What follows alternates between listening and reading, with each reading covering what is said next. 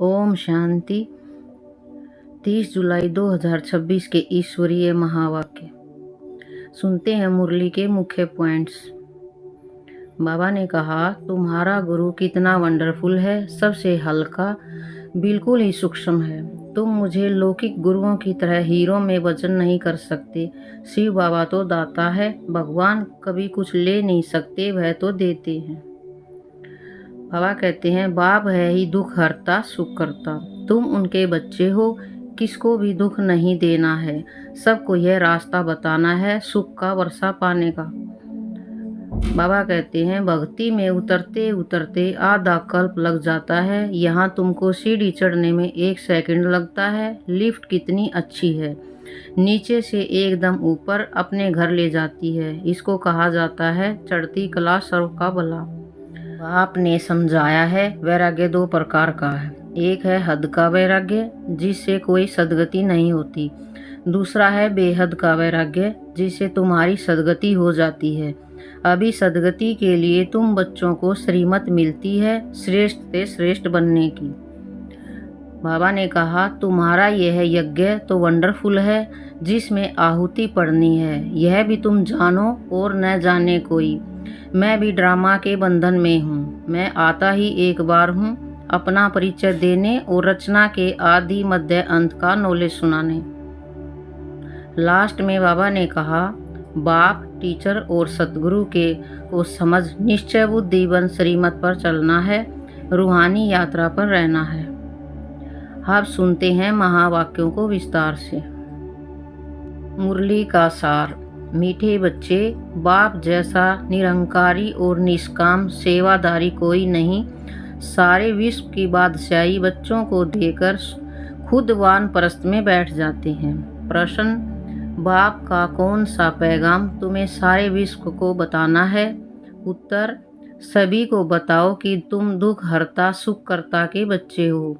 तुम्हें कभी भी किसी को दुख नहीं देना है। तुम सुखदाता बाप को याद करो, उन्हें फॉलो करो तो आधा कल्प के लिए सुख धाम में चले जाएंगे। यह पैगाम सबको देना है। जो इस पैगाम को जीवन में धारण करेंगे, वह 21 जन्मों के लिए माया की बेहोशी से छूट जाएंगे। गीत। हमारे तीर्थ न्यारे हैं। ओम शांति। मीठे मीठे रूहानी बच्चे, इस गीत का अर्थ तो समझ गए। हम आत्माओं का वह बाप है, मुख्य है ही आत्मा। अभी तुम बच्चे जानते हो, हमारी आत्मा परम पिता परमात्मा के सम्मुख बैठी है। तुम्हारी सोल सुप्रीम सोल के समान बैठी है।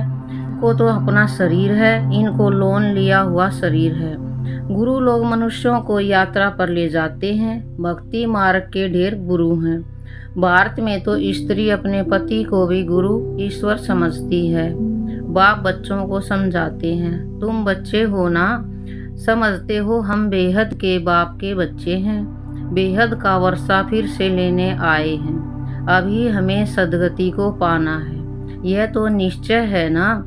सारी दुनिया दुर्गति में है, पतित है।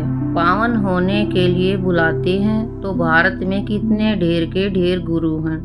कोई को 100 फॉलोअर्स, कोई के 500, कोई के 50 भी होते हैं, कोई के लाखों करोड़ों भी होते हैं। जैसे खोजों का आगा खां गुरु है, कितने उनके फॉलोअर्स हैं, कितना उनको रिगार्ड देते हैं। फिर भल कुछ भी करने वाला हो, लेकिन उनका मान कितना है। भक्ति मार्ग में गुरु अनेक हैं, फिर वह भी नंबरवार होते हैं। कोई भी कमाई पद्मों की होती है। आगा खां की कमाई बहुत है, उनको हीरो में तोलकर दान किया था उनके शिष्यों ने। एक तरफ हीरे, दूसरी तरफ उनका गुरु। हीरे दान करते हैं, कितने हीरे होंगे। आजकल सोने में तो बहुतों को वजन कर देते हैं। दूसरा प्लेटिनियम होता है, वह सोने से भी ज़्यादा कीमती होता है, वह भी वजन कर दिया था। गुरु का मर्तबा देखो कितना है। ऐसे गुरु लोग तो ढेर हैं। अब इस सतगुरु को तुम क्या देंगे? उनको वजन करेंगे, हीरे वजन कर देंगे। उनका वजन हो सकता है, उनका खुद का ही वजन नहीं है। शिव तो है ही बिंदी, उनका वजन तुम क्या कर सकेंगे? यह तुम्हारा गुरु कितना वंडरफुल है, सबसे हल्का, बिल्कुल ही सूक्ष्म है। तुम्हारा गुरु एक है। तुम जानते हो शिव बाबा तो दाता है। भगवान कभी कुछ ले नहीं सकते, वह तो देते हैं। ईश्वर अर्थ दान सब करते हैं तो समझते हैं दूसरे जन्म में इसका एवजा मिलेगा। कामना तो रखते हैं। अब यह तो है बेहद का बाप। इन जैसी निष्काम सेवा कोई कर नहीं सकता। निष्काम सेवा भी कैसी है? बच्चों को विश्व का सुख धाम का मालिक बनाते हैं। बाबा खुद थोड़े ही विश्व का मालिक बनते हैं।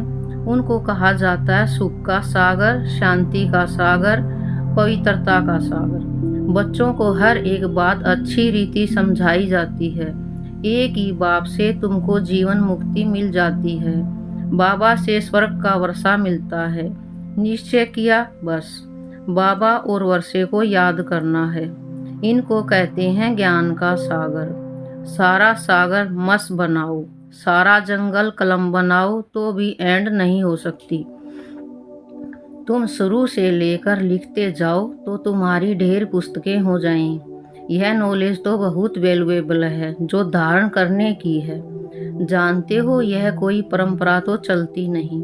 अभी तुमको तंत्र मिलता है। बाप आकर बच्चों को अपना परिचय देते हैं, वही काफ़ी है। बाप का परिचय देने से, रचता को जानने से रचना का भी ज्ञान आ जाता है।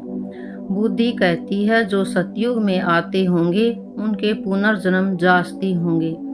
चक्कर में जो पहले आए होंगे वही आएंगे। इस चक्कर को भी अच्छी रीति समझना है। गीत में भी सुना, हमारे तीर्थ न्यारे हैं। वह तो जन्म जन्मांतर तीर्थ यात्राएं आदि करते आए हैं। यह सिर्फ तुम्हारी एक जन्म की यात्रा है। इस रूहानी यात्रा में जरा भी कोई तकलीफ नहीं। ज्ञान देने वाला एक ही सतगुरु है। सदगति तो किसी भी की भी होती नहीं। वह सुप्रीम ज्ञान का सागर, सर्व की सदगति हो जाती है। बाकी क्या चाहिए? तत्व भी सतो प्रदान हो जाते हैं। यहाँ तमो प्रधान है तो वायु आदि भी ऐसे ही तमो प्रधान होती हैं। कि कितने अर्थक्वेक आदि होते हैं। सतयुग में तो कोई भी दुख देने वाली चीज नहीं होगी। बाप है ही दुख हरता सुख करता। तुम उनके बच्चे हो, किसको भी दुख नहीं देना है। सबको यह रास्ता बताना है सुख का वर्षा पाने का। अब बाप कहते हैं तुमको सुख ही देना है। बाबा तुमको आधा कल्प के लिए ऐसा सुख देते हैं जो जहाँ दुख का नाम नहीं रहता। तुम जानते हो बाप से 21 जन्मों का वर्षा पाने हम यहाँ आए हैं। तुम स्टूडेंट हो ना। तुम्हारी दिल में है कि शिव बाबा से स्वर्ग का सुख लेते हैं तो सब दुख दूर हो जाएंगे। बाबा हमको संजीवनी बूटी देते हैं सुरजित होने के लिए। फिर 21 जन्म कभी मूर्छित नहीं होंगे। वह संजीवनी बूटी है मन बना भव। सर्व का सदगति दाता एक ही बाप है। उनको निराकार निरंकारी कहा जाता है। जिस तन में आते हैं वह भी साधारण है। बाप कहते हैं dear children, I am your obedient father. बड़े आदमी हमेशा ऐसे लिखते हैं, आई एम ओबीडियंट सर्वेंट। अपने को श्री कभी नहीं लिखेंगे। आजकल तो लिखते हैं श्री श्री फलाना। आपे ही अपने को श्री श्री लिखते रहते हैं। वह बाप है निराकारी निरहंकारी। अब तुम उनके सम्मुख बैठे हो। जानते हो वह हमारा बाप टीचर सतगुरु है।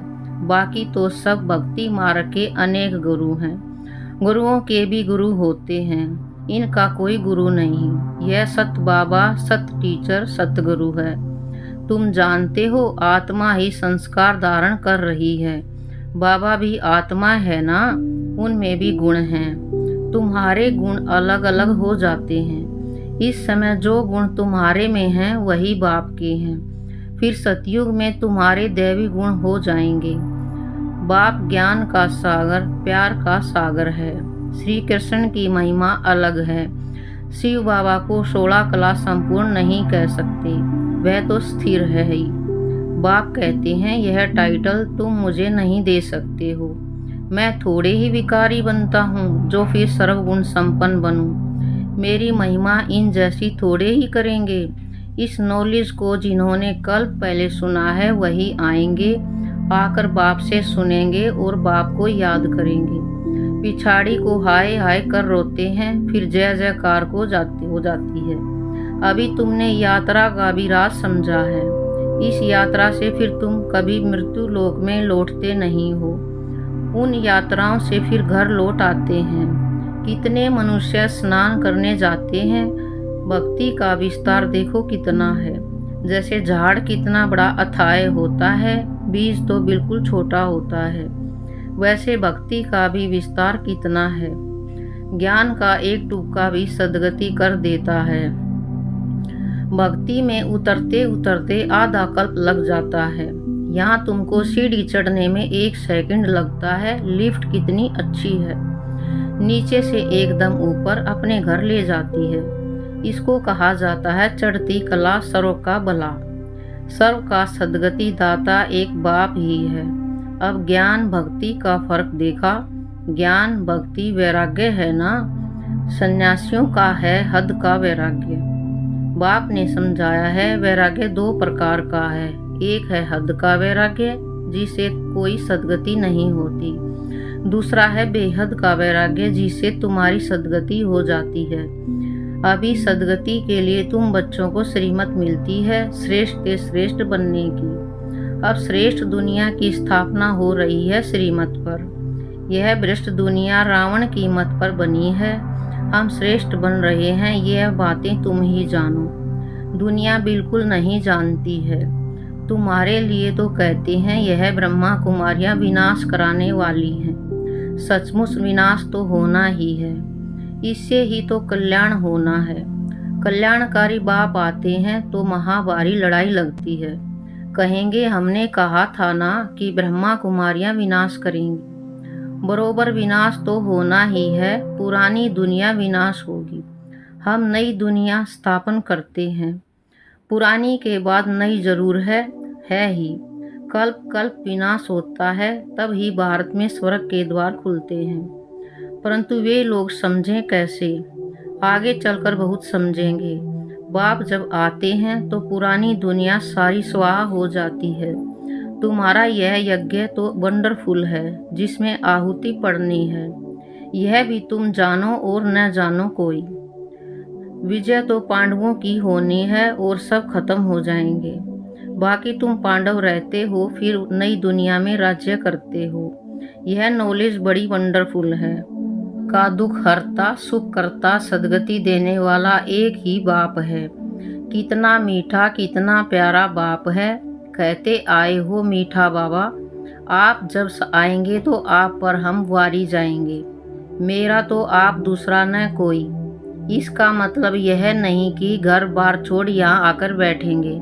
नहीं, गृहस्थ व्यवहार में भलकर हो। 7 रोज का कोर्स ले फिर कहाँ भी जाओ, मन मना भव।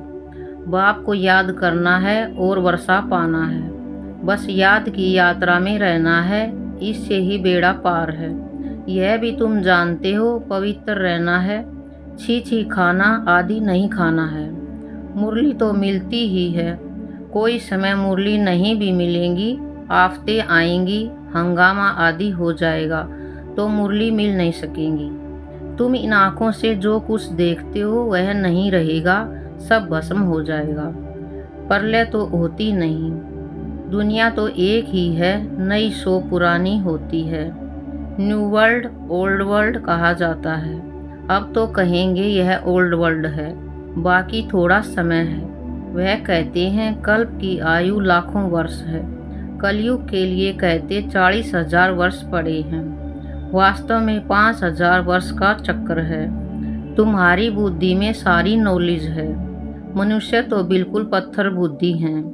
एक्टर्स होकर ड्रामा के क्रिएटर डायरेक्टर को न जाने तो उनको क्या कहेंगे।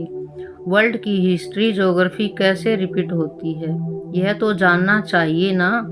जो अच्छी रीति जानते हैं, बुद्धि में धारण कर औरों को धारण कराते हैं, वह ऊंच से ऊंच पद पाते हैं।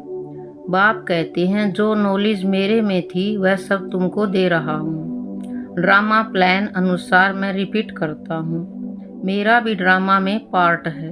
भक्ति मार्ग में भी पाठ बजाया। अब तुमको आकर अपना और रचना के आदि मध्य अंत का परिचय देता हूँ। मैं भी ड्रामा के बंधन में हूँ। मैं आता ही एक बार हूँ, अपना परिचय देने और रचना के आदि मध्य अंत का नॉलेज सुनाने।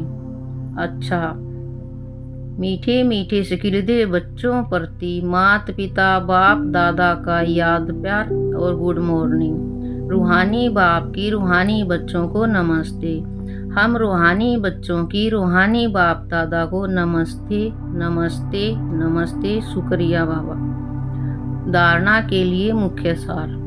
पहला, बाप समान ओबीडियंट बनना है। कभी भी किसी बात में अपना अहंकार नहीं दिखाना है। निराकारी और निरहंकारी होकर रहना है। दूसरा, बाप टीचर और सदगुरु के कॉन्ट्रास्ट को समझ निश्चय बुद्धि बन श्रीमत पर चलना है। रूहानी यात्रा पर रहना है। वरदान, पुरुषार्थ शब्द को यथार्थ रीति से यूज कर सदा आगे बढ़ने वाले श्रेष्ठ पुरुषार्थी भव। पुरुषार्थ शब्द को यथार्थ रीति से यूज कर सदा आगे बढ़ने वाले श्रेष्ठ पुरुषार्थी भव। कई बार पुरुषार्थी शब्द भी हार खाने में व असफलता प्राप्त होने में अच्छी ढाल बन जाता है। जब कोई भी गलती होती है तो कह देते हो हम तो अभी पुरुषार्थी हैं। लेकिन यथार्थ पुरुषार्थी कभी हार नहीं खा सकते, क्योंकि पुरुषार्थ शब्द का यथार्थ अर्थ है स्वयं को पुरुष अर्थात आत्मा समझकर चलना। ऐसे आत्मिक स्थिति में रहने वाले पुरुषार्थी तो सदैव मंजिल को सामने रखते हुए चलते हैं। वे कभी रुकते नहीं, हिम्मत उल्लास छोड़ते नहीं। स्लोगन, मास्टर सर्वशक्तिमान की स्मृति में रहो। यह स्मृति ही मालिकपन की स्मृति दिलाती है। मास्टर सर्वशक्तिमान की स्मृति में रहो। यह स्मृति ही मालिकपन की स्मृति दिलाती है। अव्यक्त इशारे, ज्वाला स्वरूप स्थिति में रह शक्तिशाली याद का अनुभव करो। कोई भी कार्य करते व बात करते बीच बीच में संकल्पों की ट्रैफिक को स्टॉप करो। 1 मिनट के लिए भी मन के संकल्पों को, चाहे शरीर द्वारा चलते हुए कर्म को बीच में रोककर भी यह प्रैक्टिस करो, तब बिंदु रूप की पावरफुल स्टेज पर स्थित हो सकेंगे। जैसे अव्यक्त स्थिति में रह कार्य करना सरल होता जा रहा है, वैसे ही यह बिंदु रूप की स्थिति भी सहज हो जाए तो यही योग की ज्वाला स्वरूप स्थिति है। ओम शांति।